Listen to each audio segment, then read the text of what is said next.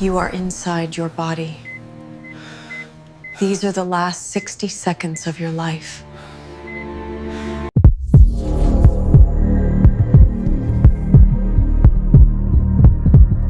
Your brain releases a massive wave of activity. Many people report seeing their entire life replayed.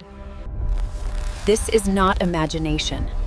It is a chemical storm inside your brain.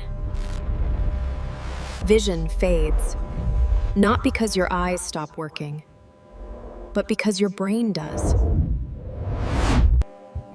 Your vision begins to narrow. The world slowly collapses into a tunnel of light. Time no longer feels real. Seconds stretch. Memories collide.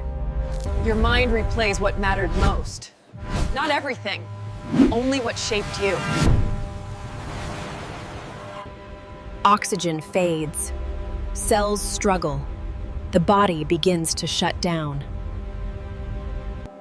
Sound disappears. Touch is gone. Only awareness remains. Many report a final light, calm, stillness, acceptance. And then, nothing.